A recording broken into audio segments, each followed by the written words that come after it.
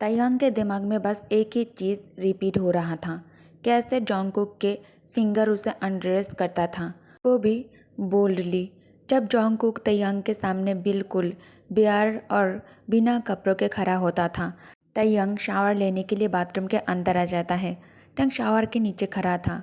पानी की हर एक बूंद उसके शरीर पर गिर रहा था। तायांग अपने आंखों को बंद कर लेता है। तायांग के आंखों के सामने अब जोंगकुक की तस्वीर चलने लगता है। जब शावर फिनिश होता है तो तायांग बेड पर चला जाता है।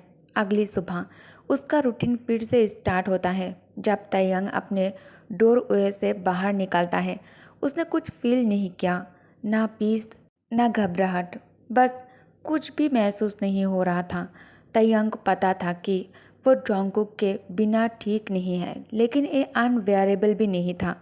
उसे यकीन था कि वो उसे फिर देखेगा, फिर अपने पास रखेगा। अगर वो हमेशा के लिए चला भी गया तो भी क्या हुआ है, उसे वो ढूंढ ही लेगा। तो वो ऐसा नहीं होने देगा। उसे खुद भी नहीं पता था कि उसके साथ क्या होगा अगर वो उसे हमेशा के लिए खो देता है। तो एक छोटा सा चक्कल उसके लिप्स के करीब आ जाता है, लेकिन तायांग बिल्कुल इमोशनलेस था। उसने महसूस किया सर्वेंट्स उसे देख रहे थे, लेकिन उनकी नज़र उसके लिए मीनिंगलेस था। वो अपनी कार के बैक सीट में सेटल हो जाता है। तायांग के कार के अंदर बैठते ही बटलर हसन कार की डोर को क्लोज कर देता है और वो फिर से खुद ही लाफ करने लगता है, इग्नोरिंग सबके वरीड और questioning glance. Let them think मैं क्रेजी हूँ, तायांग मन ही मन सोचता है। उनका कोई मैटर नहीं, ये सब बस टेम्पोररी था। कार धीरे धीरे रोल डाउन होने लगता है और तायांग बाहर की सीन एक करबी स्माइल के साथ देखने लगता है विंडो से। एक बार फिर से तायांग हंसने लगता है। आह, कितनी ब्यूटीफुल ग्रीनरी है, बिल्कुल उसकी आइज़ की तरह। ये सब कितना फनी था। तायांग अपने आप को प्रेज किया कि वो अभी तक जोंगकुक के हर डिटेल इतना विविडली याद रखता है। ट्रैफिक स्मूथ था, रोड ब्लॉक नहीं थी, कार इजीली चल रही थी और तायांग अपने बैक सीट में कंफर्टेबली बैठा रहा।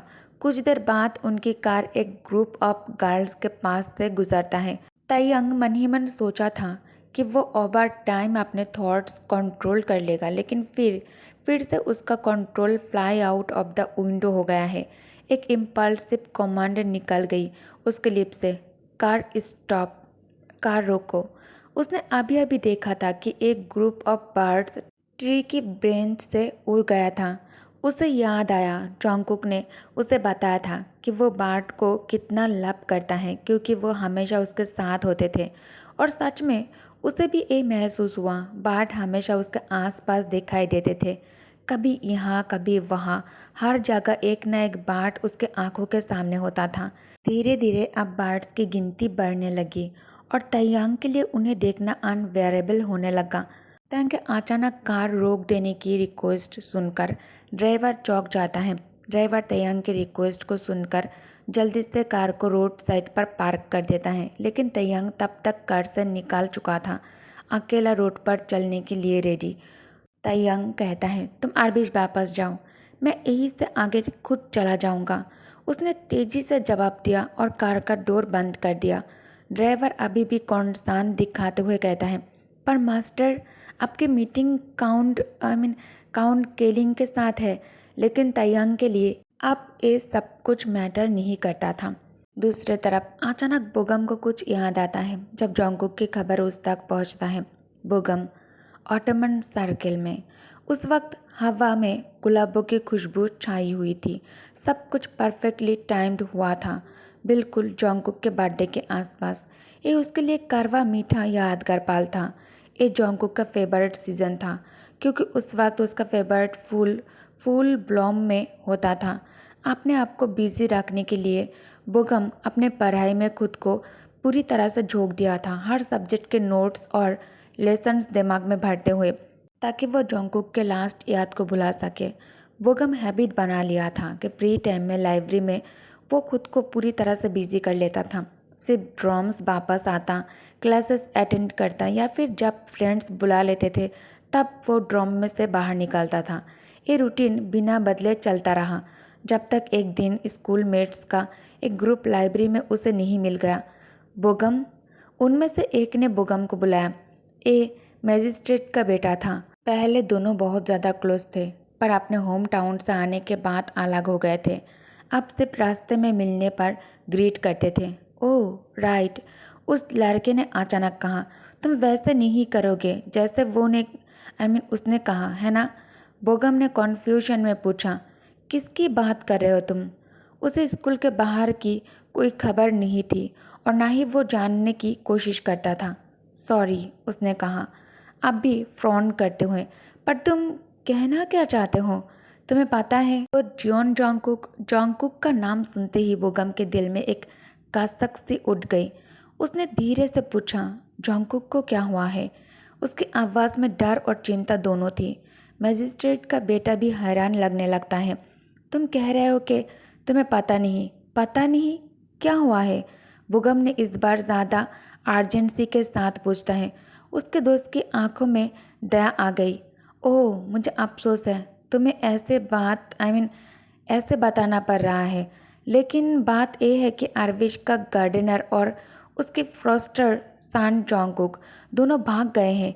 ये सुनकर बोगम की आंखें शौक से पूरी तरह से फैल जाता है।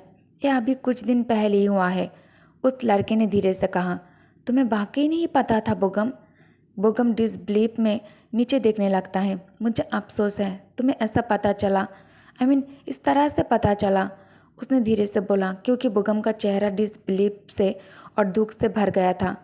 चार्ल्स बार कॉलेज के ज़्यादा स्टूडेंट जानते थे कि बोगम और जॉन्गकुक की शादी फिक्स हुई थी। सबके लिए वो एक फेरी टेल लव स्टोरी थी। एक प्रेस्टिजियस डॉक्टर का बेटा और एक अनाथ लड़का जो अपने पहचान बनाने की कोशिश कर रहा था। बचपन से दोनों एक दूसरे को समझते थे, इसलिए जब एंगेजमेंट टूट गया तो सब बहुत ज़्यादा दुखी हो गए। काफ़ी दिनों तक यही टॉपिक सबके बीच चर्चा का विषय बना रहा। उसका दोस्त जानने ही वाला था कि अचानक एक मजबूत पकड़ ने उसके कंधे को थामा और हैरान होकर पीछे मुड़कर बोगम की तरफ देखने लगा। रुको, बस रुको, बोगम ने कहा, उसके दांतों के बीच से निकालती हुई गुहार थी, अपने इमोशंस को कंट्रोल करने की कोशिश करते हुए। जो तुम जानते हो सब बताओ, उसने ऑलमोस्ट भीख मांगते हुए कहा। और फिर उसका पुराना दोस्त उसे सब कुछ बताने लगता है। उस दोपहर जब बोगम अकेला खड़ा था गर्मियों की हल्की धूप के नीचे, उसका चेहरा इतना पीला था जैसे अभी भी सर्दियों की ठंड में खड़ा हो वो। हमेशा एक क्यों हो रहा है? जॉन्गकुक, तुम्हें क्या हुआ है? और अंकल वांग, तुम दोनों कहाँ चले गए हो? उसने हवा के साथ धीरे से बात कर रहा था। प्लीज़, मुझे जानना है। बोगम बहुत ही धीरे और फुसफुसा कर बात कर रहा था, ये जानते हुए कि उसके शब्द हवा में खो जाएंगे। हवा के साथ पत्तों की खनक सुनाई दे रहा था। रोड के किनारे से गुजरती हुई तयंग डोर से इस सब को देख रहा था और सोच रहा था कि उसके दिन कितने सेम जैसे ही गुजरते जा रहे थे। तब उसके दिमाग में एक और सोच आया जिसका उसे खुद भी अंदाज़ा नहीं था कि वो याद करेगा। कब ऐसा दिन आया था जब मैं तुम्हारे बिना सांस भी नहीं ले पाऊंगा? तुमने मुझे क्या बना दिया है? तयंग मन ही मन सोचता है। उसे याद था, वो सर्दियों का वक्त था जब पत्ते गिरने वाले थे। वो उस रोड पर उसके साथ चल रहा था, बस उसकी प्रेजेंस में खो गया था। जॉन्गकुक ही उसकी ज़िंदगी का सबसे बड़ा सेंटर था। उसके लिए वो रास्ते की तरह थी जो उसे सही मंजिल तक ले जा रहा था, या फिर शायद वो सिर्फ हवा था जो कभी उसके पास आता था, कभी दूर चला जाता था, लेकिन जिसकी मौजूदगी वो हमेशा चाहता था। वो रास्ते के बीच खड़ा हो गया, सांस तेज हो गई। यही तो था वही जगह जहाँ मैंने उसे आखिरी बार देखा था, इतना खूबसूरत जैसे मेरी राह देख रही हो। उसकी सांस बहुत ज़्यादा भारी हो गई तयंग की सांस से। उसने अपनी आंखें बंद कर लिया और जॉन्गकुक को अपने सामने महसूस करने लगा। तयंग के हाथ कांपने लगे जैसे वो उसे दोबारा अपने बाहों में लेना चाहता हो। जॉन्गकुक के होठों का स्वाद, उसकी झप्पी, उसने अपने दिल में महसूस किया। हवा तेज चलने लगी जैसे जॉन्गकुक की फीलिंग को तयंग अपने तरफ से मंजूरी दे रही हो। क्या खूबसूरत हवा थी, जैसे जोंगकुक के छूने का एहसास उसे हो रहा था। तेज हवा ने पत्तों को हिला रहा था, जो उसे उसकी आंखों की याद दिला रहे थे। सब कुछ ऐसा था जैसे वो एक कभी ख़त्म ना होने वाले सपनों में बंद हो गए हो, जहाँ सिर्फ वो और जोंगकुक की एग्जिस्ट करते हों। वो दोबारा घर की तरफ चलने लगता है, हर कदम उसी रास्ते पर जहाँ से जोंगकुक गुजरता था। थोड़ी देर पर एक चिड़िया अपने पंख फरफराते हुए हवा में उड़ गई। तयंग उस बर्ड को ध्यान से देख रहा था जो हवा के साथ उड़ रहा था। उसकी आंखों ने दूर से मेंशन का दरवाज़ा देखा, अभी भी काफ़ी दूर था। तयंग आराम से चलने लगता है, धीरे धीरे मेंशन के पास पहुंच जाता है। चलते चलते तयंग अपने गर्दन को थोड़ा स्ट्रेच किया, अपने टाई लूज की और शर्ट का ऊपर का बटन खोल दिया। कितना दबाव लग रहा था, लेकिन फिर भी वो खुद से हल्का सा मुस्कुराया। आरविश के रोड पर चलने लगा, जहाँ से आगे निकलते ही सुंदर गार्डन सामने आ जाता है। गार्डन के उस पार एक जंगल था और उस जंगल के पार था जोंगकुक का इलाका। उसने हर एक ब्रांच की हालचाल को नोटिस किया, हर एक शैडो के बदलने को महसूस किया, और उसके अंदर एक कसक थी, जैसे वह अपनी उस परफेक्ट जिंदगी के लिए तड़प रहा हो, जो अब जोंगकुक के बिना उसे अधूरा लग रहा था, जो बर्बाद हो गया था। और फिर भी लगता था जैसे असली ज़िंदगी उसने तभी से जीनी शुरू की थी जब ये तरफ शुरू हुई। हर एक कदम मेंशन की तरफ जैसे उसे वक्त के पीछे ले जा रहा था। जितना आगे मेंशन के करीब होता गया तयंग, उतना ही यादें पीछे खींचती गई उसे। तब उसने अपने पीछे एक आवाज़ सुनी, एक साइकिल की चेन की खनक। उसने पलट कर देखा और जोंगकुक साइकिल चलाकर उसके सामने से गुजरा। सूरज की रोशनी ने उसके चेहरे को ऐसे रोशन किया जैसे वो सबसे सुंदर सितारा हो। उसने देखा जोंगकुक की साइकिल गिर गई और वो खुद भी जमीन पर गिर गया। उसकी आंखें हैरानी से खुल गई। साइकिल के पहिए आप भी घूम रहे थे, जबकि साइकिल रुक गई थी। तयंग के कानों में जोर से धड़कने की आवाज़ गूंज रही थी। वो बस उसे जमीन पर देखता रहा। तभी जोंगकुक अपने आंखें ऊपर उठाई। वह आंखें उसने कभी नहीं देखी थी, इतनी रोशन, छोटी सी। जोंगकुक कितना खूबसूरत लग रहा था, मेरी जोंगकुक।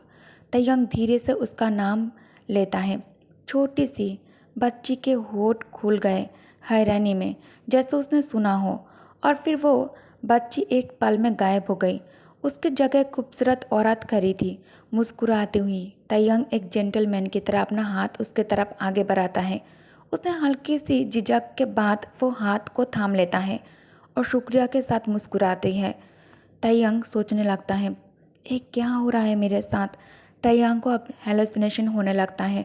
अगर उसने शुरू से ही उसके सारे खजाने और चीज़ें तोड़ने के वजह उसने जोंगकुक को संभाला होता, तो क्या वो आज भी उसे दूर भागता उससे। लेकिन अब वो सोचकर ये सब कुछ सोचना बेकार था। वो एक तेज़ कदम चलने लगता है, जंगल के अंदर घुस जाता है। तयंग चलते चलते तयंग तेज तेज भाग रहा था, सूखे पत्तों के और सूखे पौधों के बीच से गुजरते हुए वो एक जगह आकर रुक जाता है। जोंगकुक। तयंग जोर जोर से जोंगकुक के नाम को बोल रहा था, जंगल के बीचों बीच खड़े होकर उसने फिर से पुकारा, जोंगकुक। उसके दिल में ये आशा थी कि शायद इतनी चाह के साथ पुकारने से जोंगकुक उसके सामने आ जाएगा। उसकी चाल अब दौर में बदल गया।